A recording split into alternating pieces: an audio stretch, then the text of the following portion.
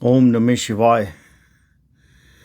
भक्तों ने पूछा, इस जनहानि के लिए कौन जिम्मेदार है?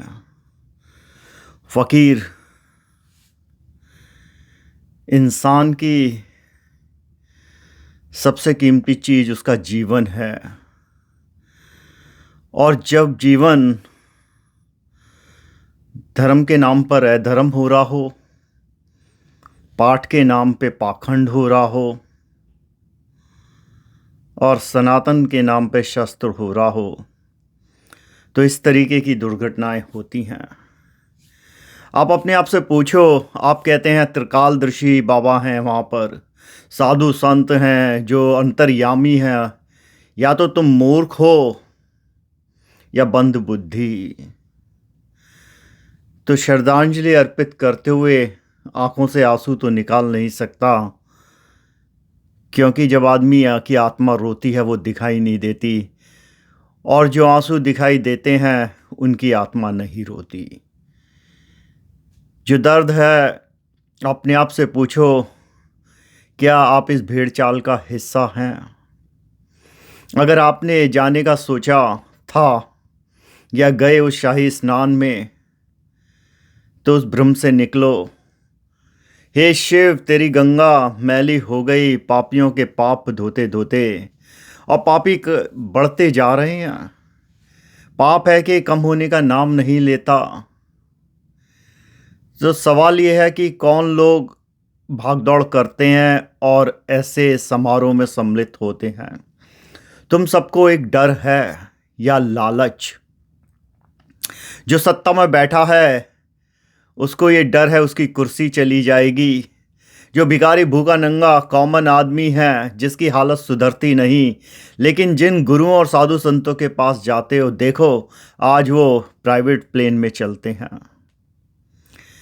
तो ये जो पाखंड है, इसमें फ़र्क समझो। जो सनातन शास्त्र है और पाखंड शास्त्र, जब धर्म का दुरुपयोग अपने फ़ायदे के लिए हो, और जो होता आ रहा है सदियों से, चाहे वो देवदासी प्रथा थी, चाहे वो शुद्धिकरण प्रथा थी, जितनी भी प्रथाएं चलाई गईं, या पिंडदान करना, मोक्ष करना, इससे ज़्यादा वाहियात चीज़ कुछ हो नहीं सकती। उसके बाद भी तुम दिन भर दुनिया को लूटते हो, इतने समझदार और चतुर हो, फिर तुम मूर्ख कैसे बन जाते हो? सवाल अपने आप से पूछो, ना तो मेरे से पूछना। बातें कड़वी हैं, लेकिन अब तो जागो। सभी इस पाखंड का हिस्सा कैसे हो सकते हो? ये पूर्वी धर्म है क्या? सिर्फ जाके भीड़ इकट्ठी कर लेना कि आज हम यहाँ स्नान करेंगे, ये दिन है। पागलपन है क्या? दिन किसने बनाए? और वो भी अंग्रेजी कैलेंडर हो चाहे सनातन कैलेंडर, इंसान का बनाया हुआ। ये इंसान जो कृष्ण कहते कहते बेचारे थक गए कि ये शरीर जो है ड्यूलिटी लाता है, ये दो आंखें जो देखती हैं वो गलत।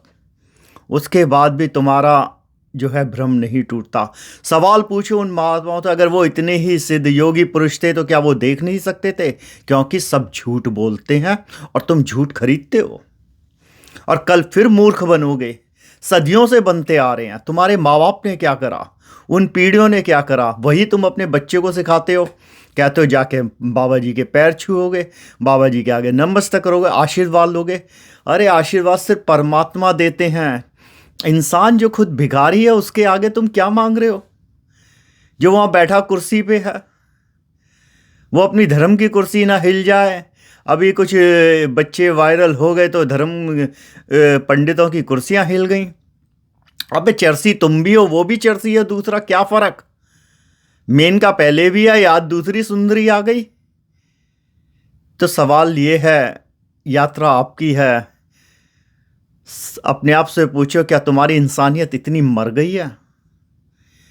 क्या तुम्हारे अंदर भावनाएं खत्म हो गई? शर्म आती है तुम्हें इंसान कहते हुए, और तुम अपने आप को इंसान समझते हो, क्योंकि सबसे बड़ा सिर्फ इंसानियत है।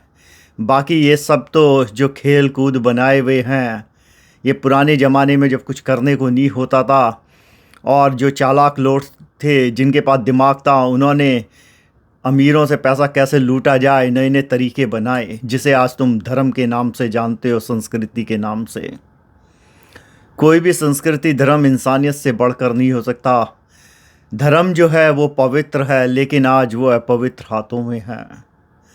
अगर गंगा जल को नाले के जल में मिला दो, गंदे जल में, वो भी गंदा हो जाता है।